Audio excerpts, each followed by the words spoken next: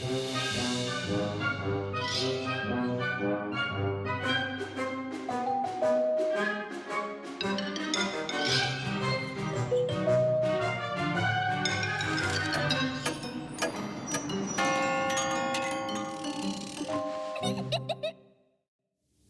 से सुनिए, क्योंकि मैं आपको सुनाने जा रही हूँ एक बड़ी ही डरावनी कहानी।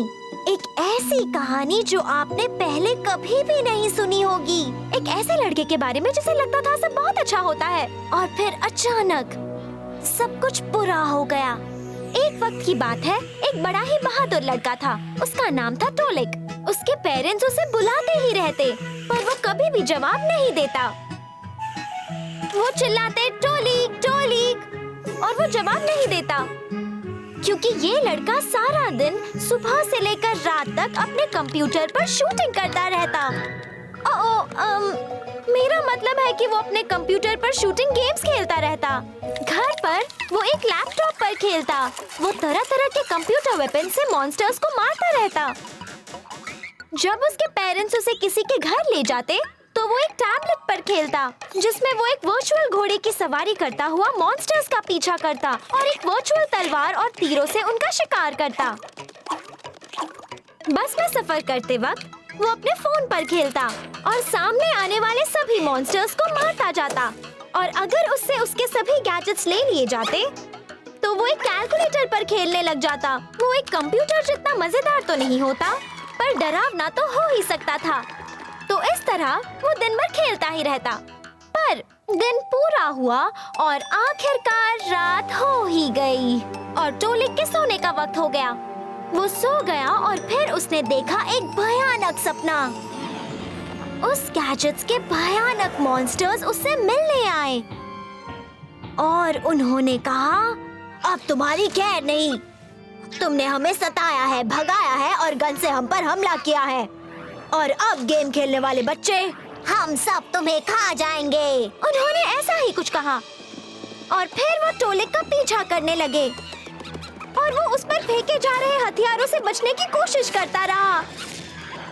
पर वो मॉन्स्टर्स पास आते जा रहे थे और टोलिक पर हर तरह के हथियारों से वार कर रहे थे। छिपने के लिए कोई जगह नहीं थी, क्योंकि वहाँ की हर चीज तबाह हो गई थी। जरा ये सब देखो, ये सब तुम्हारी गलती है। तुमने यहाँ धमाके करके सब कुछ तबाह कर दिया, हमारे घर भी, मॉन्स्टर्स ने कहा। और अब हम तुमसे इसका बदला लेकर रहेंगे। टोलिक ने झाड़ियों में छिपने की कोशिश की, पर ऐसा तो तब होता जब झाड़ियाँ सही सलामत होती।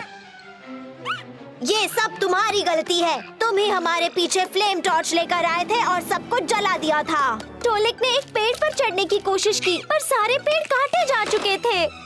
ये सब तुम्हारी गलती है। तुम ही हमारे पीछे चेन सॉ लेकर आए थे और सारे पेड़ काट दिए थे।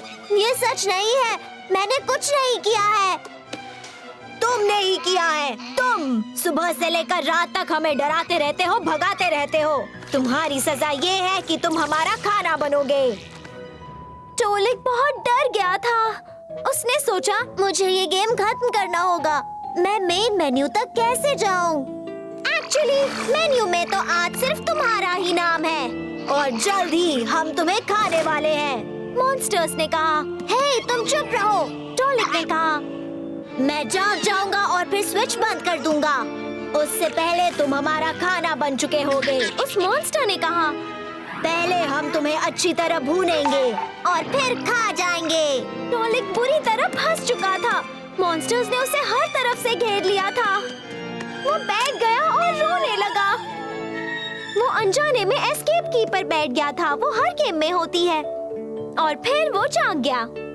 उस दिन के बाद से टोलिक ने कंप्यूटर शूटिंग गेम्स खेलना ही छोड़ दिया। अब वो अलग तरह के गेम्स खेलता है, नॉर्मल गेम्स जैसे हॉकी, फुटबॉल और कर्लिंग भी। ताज़ी हवा में इतने सारे गेम्स खेलने के बाद बुरे सपने देखना तो नामुमकिन होता है। उसे तो सपने ही नहीं आते, क्योंकि वो सारा दिन खेल कूद करके इतना थक जाता है कि आते ही सो जाता है। मेरा मतलब नींद में खाना खाने के बाद। और कंप्यूटर मॉन्स्टर्स को भी मौका मिला अपने घरों को फिर से बनाने का। उन्होंने अपने घरों को फिर से खड़ा किया, पेड़, पौधे और फूल उगाए। सब कुछ कितना सुंदर था। और अब वो भी दिन भर बिना डरे फुटबॉल खेलने लगे। पर कभी-कभी आधी रात को जब मॉन्स्टर्स सो रहे होते हैं, उनके सपने में आता है टुलिक। बाप रे!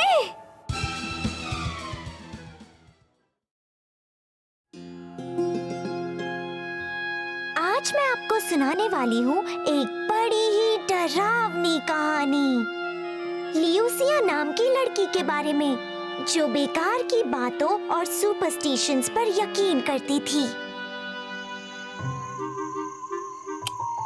गर्मियों की रात को उसने एक बड़ा ही भयानक सपना देखा। उसने देखा कि एक बड़ा सा क्रोकोडाइल 1 मील चलकर शहर आया था। वो भूखा था, इतना भूखा कि जो मिला उसे खा रहा था। फिर उसने लड़की को देखा और अपने मुंह में उठा लिया। उसे लगा कि वो मजेदार खाना है। लियूसिया डर के मारे जाग गई। उसने अपना कंबल दांतों से दबाया हुआ था और फिर डरते हुए उसने सामने वाले आईने में देखा कि वो डर के मारे हरी पड़ गई थी। ओह, वो सपना कितना भयानक था, बहुत ही डरावना। ये तो एक बुरा शगुन है, लियूसिया ने सोचा। वो घर के बाहर जाने से डर रही थी। अगर सच में कोई क्रोकोडाइल झाड़ियों में छिपा हुआ तो वो उसका खाना नहीं बनना चाहती थी। इसीलिए वो सारा दिन घर पर ही बैठी रही, क्योंकि उसे लगता था कि ऐसे सपने आगे होने वाली बातों का संकेत होते हैं। और फिर अगली सुबह लियूसिया बेड के गलत तरफ से नीचे उतरी और जैसे ही वो खड़ी हुई उसे पता था आज कुछ अच्छा नहीं होगा। बाहर का मौसम तो बड़ा ही अच्छा और सुहाना था। पंछी चहक रहे थे और बाहर बच्चे मजे से खेल रहे थे। पर फिर भी उसे लगा कुछ तो गड़बड़ होगी। लियूसिया ने खुद को आईने में देखा। अब मैं समझी, यकीन नहीं होता मैंने अपनी शर्ट उल्टी पहनी है। ये तो बड़ा ही बुरा शगुन है। ओह, इसकी वजह से मेरे साथ कुछ बुरा हो सकता है। मैं घर के बाहर निकलूंगी ही नहीं। हो सकता है प्लेग्राउंड में कोई चोर मिल जाए और उसकी मदद कोई लुटेरा कर रहा हो। वो तो मुझे देखते ही मुझ पर हमला कर देंगे और फिर मुझे पीट कर मेरा हाल बिगाड़ देंगे। ओह, बेहतर होगा आज भी मैं घर पर ही रहूं। मुझे तो बाहर टहलने जाने से और खेलने से डर लग रहा है। अगले दिन न्यूज़ में मौसम की जानकारी देने वाली ने कहा मौसम अच्छा रहेगा। इसीलिए लियूसिया जल्दी टहलने जाने के लिए तैयार हुई। वो अच्छा दिखने के लिए अपने बाल संवारने लगी और वो आईने में खुद को निहार ही रही थी। तभी अचानक टीवी पर भविष्य बताने वाला एक जादूगर आया और उसने कहा, जिन लड़कियों का जन्म पर्पल रैबिट के साल में हुआ है, आज उनका दिन बहुत ही बुरा जाएगा। घर से बाहर ना निकलो और दूर रहो क्वीन ऑफ डायमंड्स और किंग ऑफ हार्ट्स से। लियूसिया डर से कांप उठी और आईने को फर्श पर गिरा बैठी। उसके हॉरोस्कोप के मुताबिक उसका जन्म पर्पल रैबिट के साल में हुआ था। जो आईना फर्श पर गिरा था उसके तो टुकड़े टुकड़े हो गए थे।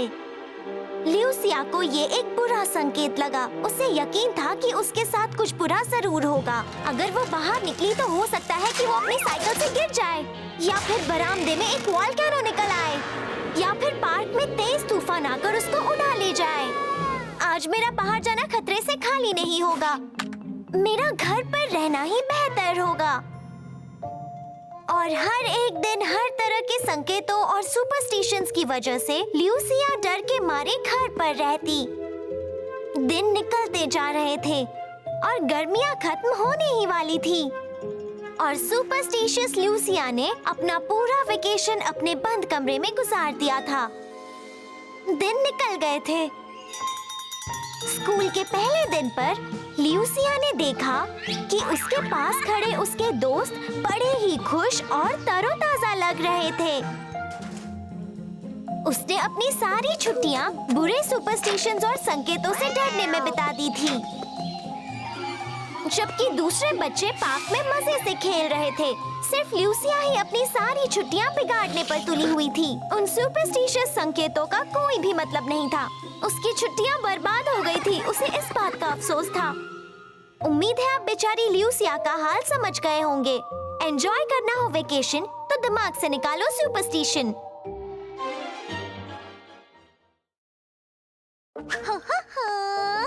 पता नहीं सारे कार्टून्स कहाँ छुप गए हैं। चलो जांच शुरू करते हैं। 1 2 3 और 4 5 6 ढूंढो जो कार्टून अच्छे। माइक्रोफोन में तुम कहो माशा एंड द बेयर मिले चलो। समझ गए नन्हे गुरु, अब आप भी हो जाओ शुरू।